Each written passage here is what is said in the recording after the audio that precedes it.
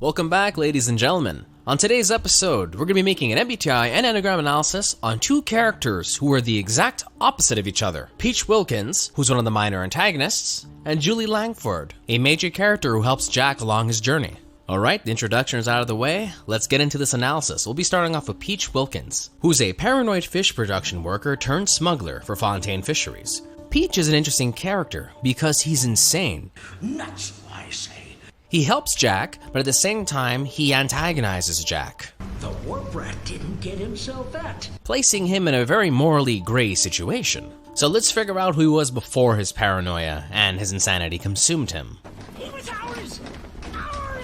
According to the wiki, Peach moved to Rapture because he found Andrew Ryan's Great Chain ideology enticing, and he wanted to join that society, like many others. But it turns out it wasn't as exciting as he thought. Peach ended up spending all day and all night working at Fontaine Fisheries, and desperately wanted to change his situation because he wasn't fulfilled with his work, and understandably so. This presented itself as a secondary job as a smuggler for Fontaine, to which Peach excelled at, and he became one of the smuggling leaders. Success, however, was short-lived, since Andrew Ryan would soon crack down on the smugglers. Peach understandably wanted out, but Fontaine decided that wasn't happening. He took 80% of their pay and threatened to turn Peach and his men to Andrew Ryan. Anyone who thought about quitting the smuggling ring would end up dead. This ensured no one would quit and would solidify Peach's position as a smuggler, whether he liked it or not. And to make matters worse, Peach was abusing Adam the whole time and would develop a crippling paranoia as a consequence. But it wasn't all doom and gloom because eventually Fontaine was killed by Andrew Ryan's men. It's also hinted that Peach may have been the one who turned Fontaine in to protect himself and his men. This paranoia that developed affected all his personal relationships and would result in him becoming distrustful of authority figures.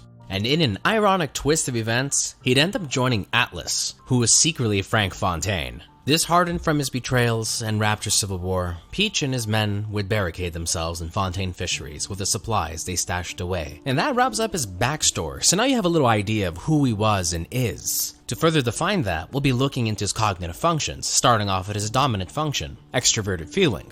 Peach Wilkins is a considerate, charismatic, and expressive man who strives to aid other individuals regardless if he trusts them or not. Almost every action he took in the past was for the purpose of improving the lives of his men and furthering society, aka the Great Chain. Eventually, Peach realized that the system was flawed and tried looking for ways to improve his life and the lives of his men. And this is when Fontaine would offer him a proposition to become a smuggler. After all, it pays more and in its own way it advances the Great Chain. Inevitably, Peach would reluctantly agree because he perceived Frank Fontaine as a working man. He's like one of us, you know? Like he's worked a day in his life. It's also notable that Peach refers to him and his men as one because they're a collective. This trait is common within FE users who want to harmonize with other individuals in order to avoid conflict. However, his biggest FE indicator is his willingness to help Jack, who's a complete stranger who may or may not be dangerous. Which is commendable, because even in his mentally unstable state, Peach still offers to help Jack fight off a spider splicer who is hunting him down. He does this by sending down a bot to aid Jack.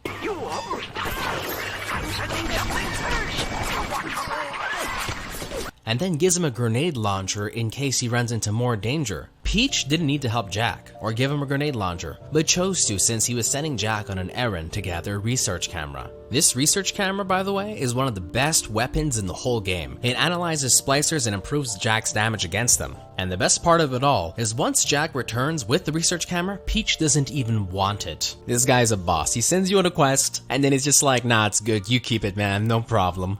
His auxiliary function is introverted sensing. Peach Wilkins is heavily influenced by his past experiences and uses them to justify his actions, such as the fact that Fontaine betrayed him in the past. Therefore, Andrew Ryan and others will do the same if they get the chance to do so. This leads Peach to betray Jack, whom he believes is working for Fontaine. Now, I bet when your boss wiggled out of hell, he done told the devil he'd be right back. And the devil says, "Sure thing, Mr. Fontaine." Peach also shares other SI traits, such as being pragmatic, loyal, and predictable. He's loyal because even when Fontaine was killed, he stayed with his men at the fishery. He's pragmatic because he uses smuggling supplies to feed his men as they isolated themselves in order to survive the Rapture Civil War. And lastly, he's predictable because he could have changed job or moved to a different area within Rapture, yet he didn't. Instead, he opted to remain within the fishery, which proved to be the wise and right choice in this situation, because Rapture would be plunged into civil war between Atlas and Andrew Ryan. And Peach, being an effective SI user, knew the layout of the fishery and its surrounding areas, and used that knowledge to his advantage. His only mistake was opening up his doors to Jack, which directly leads into our tertiary function, extroverted intuition. And this is where we see a lot of his problems. Peach Wilkins is constantly looping between his FE and NE functions, and as a result, overdeveloped his NE function, which has led him to extreme paranoia of everyone, especially Fontaine. Just remember, sonny friend, I smell an ounce of Fontaine on you, and I'll have you in a box. This paranoia would present itself as both a blessing and a curse. It's a blessing because he was correct about Fontaine being alive, and it's a curse because Atlas has just sent Jack to kill Peach. Peach isn't dumb though, and sent Jack on a wild goose chase so he can watch and see if Jack was a threat or not. Peach concluded that Jack was a threat and that Atlas was Frank Fontaine. How did he figure this out? One can only assume that he connected the pieces of the puzzle by looking at the similarities between Atlas and Fontaine. Fontaine may have changed his appearance, but clearly he didn't change his personality enough that Peach wouldn't notice. Even as we impersonate other people, we still have tendencies of our original personality. That's just something you can't escape, and clearly Peach has a keen eye if you can notice that. How do I know that fact Fudgicle stick isn't Fontaine's guy? How do I know they're not all Fontaine's guy? And our last NE example can be heard on one of the audio recordings he left behind within the smuggling cave, where he mentions how Atlas offered him to turn in Fontaine. He immediately connected that Atlas was most likely working for Fontaine, since Fontaine has the atom, and that means he pulls all the strings. Fontaine's got atom, and everybody wants it. Any idiot can see which way the wind is blowing. Peach didn't know it, but he was right. And lastly, we're at his inferior function, which is introverted thinking. This may not come as a surprise, but Peach Wilkins prefers to neglect his TI function and prefers to act on how he feels about a situation. His main goal was to protect his men from Frank Fontaine and Andrew Ryan, and he did this by barricading himself and his men in their workplace, since he knows they have supplies that will last them a long time. His main problem is that his atom usage had severely impaired his ability to reason. We do, however, have one example of his TI function being used correctly, which can be found and listened to on an audio recording. Peach finds a problem within Andrew Ryan's ideology of the Great Chain. We all come down here. Figured we all be part of Ryan's Great Chain. Turns out Ryan's chain is made of gold, and ours are the sort with the big iron ball around your ankle. He's up in Fort Frolic banging fashion models. We're down in this dump yanking guts out of fish. Peach realizes that Andrew Ryan's ideals work best for those who are already well off, and that he'll have to think of alternate ways of making more money so he too can be well off. This makes rational sense. Why would you want to work for minimum wage forever? You're never going to get anywhere. You're going to be stuck in the same vicious loop. You won't go up in society if you're in the bottom society. You need to work up or find alternate ways to get around that, which is exactly what he did, but didn't realize he too was being played by Fontaine, from one great chain to another. And that leads to our conclusion. Peach Wilkins is an ESFJ. He's neither healthy or unhealthy, he's just insane, which makes typing his Enneagram a little difficult, because we never get to really meet a sane Peach Wilkins. We just get to see the crazy version of him. But I'm going to go on a whim here, and I'm going to say he's Enneagram 6. He seems to have some of the traits. He's very loyal, he's skeptical, he doesn't trust his surroundings, he's a little paranoid, just a little bit, a little sparkle. As for his wing, I believe it would be 7. He seems to have curiosity. He's open towards things. You know, he's afraid because he's paranoid, so he locks himself down. Yet he's open to the idea of interacting with potential splicers within Rapture. You have to keep in mind, Rapture society is falling apart. Everyone's crazy or drugged up on Atom. You don't know who you can trust. Peach's paranoia is justified. And even with all those situations pitted up against them, he still tries being open. He gave Fontaine a chance, and then he gave Jack a chance. He didn't have to give either of those men the day of light, but he did. And that wraps up the whole segment on Peach Wilkins. He's a 6-wing 7, with a tri-type of 2-6-8. In basic terms, he's most concerned about his safety and loyalty, He wants to help others and will take in other people regardless if he trusts them or not, and is aggressive. He wants to protect himself and his men. Alright, that's enough about Peach Wilkins. We went through him. It was very thorough. He is not a very developed character, but that's okay. We got his information, and hopefully he makes sense to you now. Next up, we have Julie Langford, who's a genius botanist who created Arcadia and is a major character who helps protagonists through the Arcadia level by giving them access to her Lazarus vector. Sounds wrong, I know, but it's funny. Which brings dead trees back to life. That's a pretty good achievement. So here's the bigger question. Who was Julie Langford before Rapture? Well, according to the BioShock wiki, she was a professor at the University of California in Berkeley, and most importantly, a renowned botanist. Her research was so groundbreaking and controversial that the United States government hired her during World War II to work on defoliation projects. And for unknown reasons, Dr. Julie Langford left the surface and moved to Rapture in 1949, where she created the Arboretum of Arcadia and provided oxygen for Rapture. However, life wasn't that simple. Andrew Ryan wanted to turn Arcadia into a commodity and forcefully convinced Julie Langford to comply. This would be a choice that she would regret. Sadly, we have very limited information to work on, therefore this analysis will be shorter than Peach's. Dominant function, introverted thinking. This function's pretty self-explanatory. Julie's life is about figuring out solutions for her plants and slowly testing her hypothesis on them. She does this obsessively, mainly due to a TI-SI loop. Other than her plant obsession, Miss Langford displays a plethora of TI traits, such as being very analytical, objective, conceptual, precise, and complex. And that's just the tip of the iceberg. We can see this as Langford discusses how Andrew Ryan is irrational with his belief that everything must be turned into making a profit. The man hires me to build a forest at the bottom of the ocean and then turns a walk in the woods into a luxury. Ryan asked, should a farmer not be able to sell his food? Is a potter not entitled to a profit from his pots? His beliefs don't apply to everything, but she stopped there, realizing that he's the one that pays her checks, and that she agreed to the terms, therefore... Only thing worse than a hypocrite is an unemployed one. Here's another outstanding example of her TI function being heard in an audio recording she left behind in the tea garden. And within this recording, she mentions that Andrew Ryan and her shouldn't be paying for oxygen since they have photosynthesizing trees. Instead, they should sell the extra trees to the city in order to undercut the competition. We're paying for oxygen when we got photosynthesizing trees. Hell, we can even sell the extra to the rest of the city and undercut the other guys.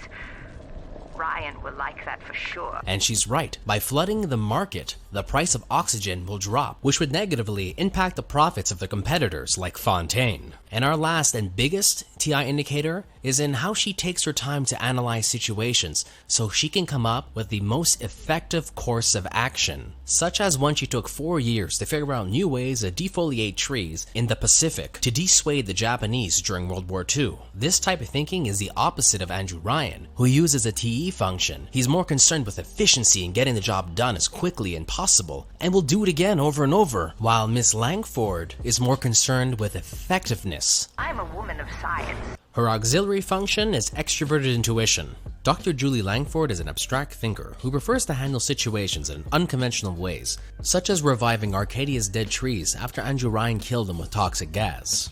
And even on the surface, she was known for bizarre theories, which aren't explained within the game, but we could connect that to the stereotypical NE usage, which includes outside-the-box thinking and reasoning, thus making her theories seem bizarre. She also has a tendency of being very rash within her NE reasoning at times and comes to conclusions too fast. We can see an example of this when Jack first meets her. She suggests that it must have been Jack who released the chemicals into the air to kill off Arcadia, but quickly retracts her statement and connects the pieces of the puzzle and realizes it was Andrew Ryan. Sadly, we don't have enough time with her character to fully flesh out this function, but we do have one last example. And this example is rather funny. You see, Julie has a problem. She has to deal with cultists called the Saturnine, and she theorizes about them. They dress up in leaves and call themselves the Saturnine.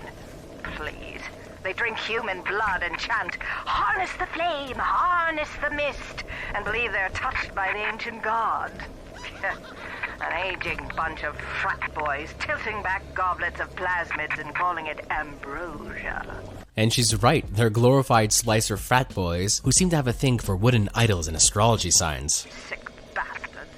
Her tertiary function is introverted sensing. Dr. Julie Langford has a surprisingly developed SI function, mainly because she's looping between her TI and SI, and her plant obsession is a byproduct of that loop. Miss Langford also exhibits SI functional traits of familiarity and nostalgia. She could have been anything she wanted when she moved to Rapture, yet Dr. Langford followed the same lifestyle she did when she lived on land, albeit with different technology and less moral restraints. If anything, that amplified her plant obsession, since she had more means to experiment on them, and did so using Adam to achieve her goals. Adam. It's bathtub gin times the atom bomb times Eve with a serpent. Let's go see what it can do. It's also hinted that her plant obsession may have been inspired by Becky, who might have been her child or pet. I've been killing trees for 25 years, but I never brought one back from the grave before. I did, Becky. Mama's gonna build her first damn Frankentree. I'm gonna call my little creation the Lazarus Vector. Maybe it'll bring the old gal's career back from the dead as well. It's clear that Langford believes she could bring back her career by repeating the same actions she's taken in the past, which is a clear indicator for SI function. Who says you can't teach an old hound new tricks? Inferior function, extroverted feeling. It's painfully obvious that Julie Langford's FE function is underdeveloped. She doesn't care for people and avoids dealing with them at all costs. She also doesn't care about emotional tone and tends to be explosively expressive. Here's an example. When Jack first meets her, she asks him to get her a sample of Rose Gallica so they can save her trees. He agrees and risks his life to go get her a sample. As he returns to Julie Langford, she merely sasses him. What are you waiting for? An engraved invitation? Send it through the pneumo. This demonstrates her disregard for pleasantries, even basic social etiquette. And if her FE function was developed, this wouldn't be the case. She'd be a lot more accommodating. And that wraps up the MBTI segment of Julie Langford's analysis. She's an INTP who's clearly struggling with a TI-SI loop. So now that we know how she functions, here's a bigger question. What drives her? Well, ladies and gentlemen, that's why we have the Enneagram system. And I'm gonna go on a whim here. I believe when Ken Levine and his team were writing up Julie Langford's personality, they intended on making her a mad scientist stereotype. This batty plant woman Whose main focus and concerns revolve around accumulating as much knowledge as possible and focusing on intellectual understanding of that knowledge. And by gaining such vast amounts of information and knowledge, she could suppress her main fear of being useless and incapable. Overall, at her best, Julie Langford is curious, insightful, and innovative. And at her worst, she's detached, eccentric, and high-strung. And that leads me to believe that she's an Enneagram 5. As for her wing, I'm leaning towards 6, mainly due to the traits that amplify her 5. She's very skeptical, she doesn't like people that much, she sticks to herself, but at the same time, she's very duty-driven. She feels the need to work on the plants and only plants. And that concludes this brief Enneagram analysis on Julie Langford. She's an Enneagram 5 wing 6 with a tri-type of 5-3-1. In basic terms, that means she's primarily driven by knowledge, being effective, she wants to get her name out there, and she's very perfectionistic. This makes it seem like she's emulating an INTJ. And that wraps up the analysis on Peach Wilkins and Julie Langford. If you enjoy my content, feel free to leave a like, comment, share, and if you truly enjoy this channel and everything it stands for, then would you kindly join my cult by hitting that subscription button. Have a great night, evening, or day.